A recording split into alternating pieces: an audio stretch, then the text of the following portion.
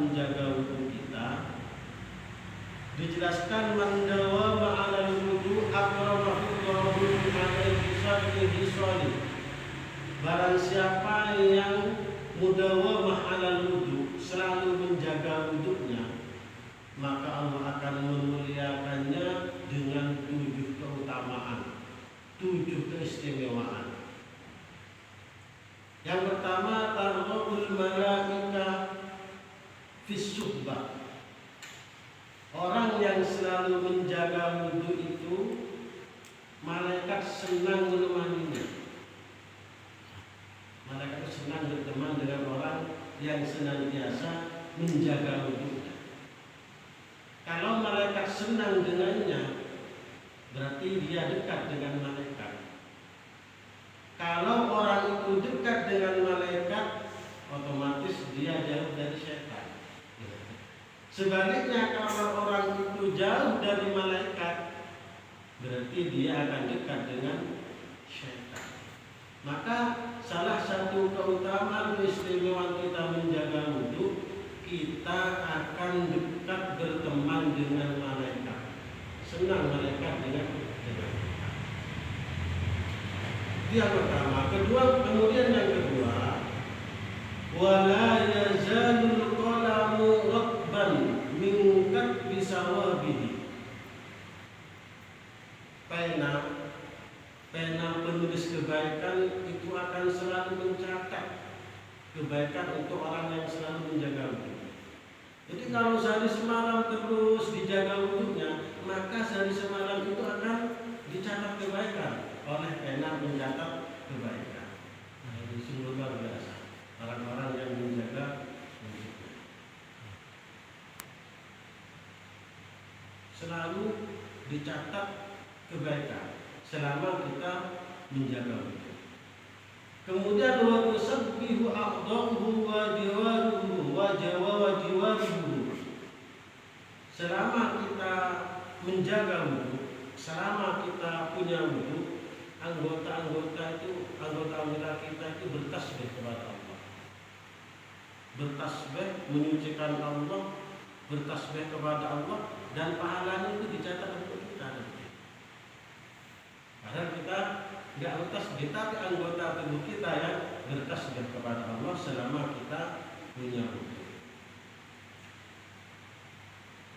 Dan kalau orang itu biasa berjemaah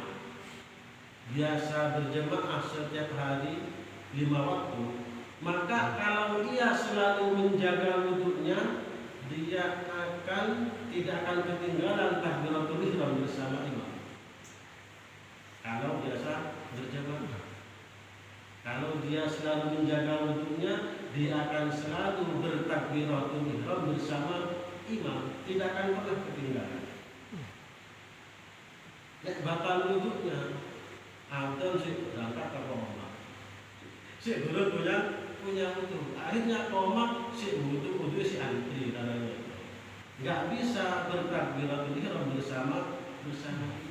Padahal kalau kita berjamaah itu, kalau bisa bertakbiratul ihram bersama dengan imam, setelah imam langsung, itu ada keutamaan tersendiri. Ini ada cerita Sulaiman bin Mihrakin kemarin yang kita ceritakan. Selama 7 tahun tidak pernah ketinggalan takbiratul ihram bersama imam, karena ia selalu menjaga wudunya. Jadi ketika mau kamar nggak repot sih, coba wudu, mengambil wudu, karena dia sudah punya wudu, menjaga wudunya. Selama 7 tahun ia tidak pernah ketinggalan takbiratul ihram bersama.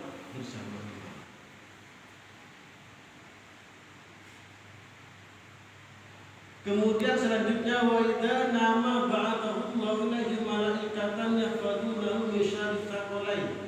Kemudian ketika ia tidur dalam keadaan suci, dalam keadaan berwudu, tidak batal wudunya, maka Allah mengutus malaikat kepadanya untuk menjaga dirinya dari gangguan jin dan manusia. Aman. Ketika kita tidur dalam keadaan suci, berwudu, maka Allah mengutus malaikat untuk menjaga dia dari gangguan jin dan manusia.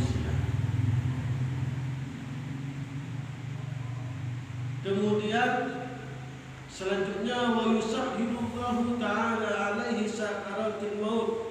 Kalau ia selalu menjaga wudhunya,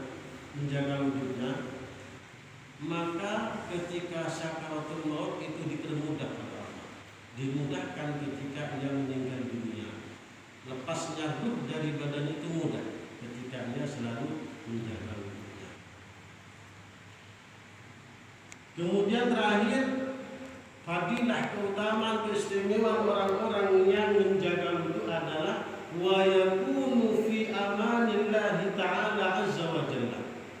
Dia selalu dalam lindungan Allah, selalu aman, selalu tenang, tidak akan merasa takut. Suatu ketika, ini pernah saya ceritakan, sahabat Umar mengutus prajurit ke negeri Syam. Pada suatu malam dia singgah di rumah pendeta. Didelok sama pendeta, kok prajurit di sahabat Umar ini ada masalah, ini pasti ada masalah. Kalau ada prajurit datang pasti ada masalah. Akhirnya pendeta ini wudhu, sak keluarga wudhu kabeh, sak anaknya wudhu kabeh. Kemudian dibukalah pintunya. Prajurit itu tanya, wahai pendeta, kenapa kamu lama sekali membuka pintu? Saya menunggu kok lama sekali kami dibukakan pintu oleh kamu.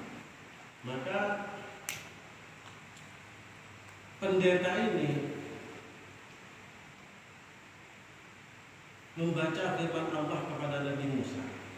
Pendeta itu umat Nabi Musa, bukan pendeta yang umat Nabi Isa, bukan ini yang sebelumnya, umat Nabi Musa.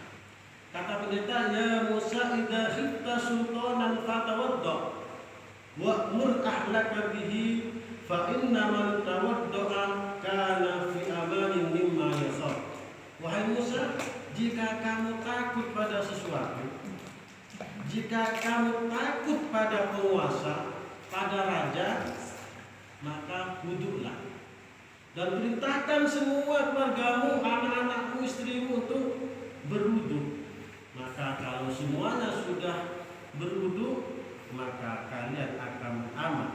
Kalian akan aman dari apa yang kalian takuti.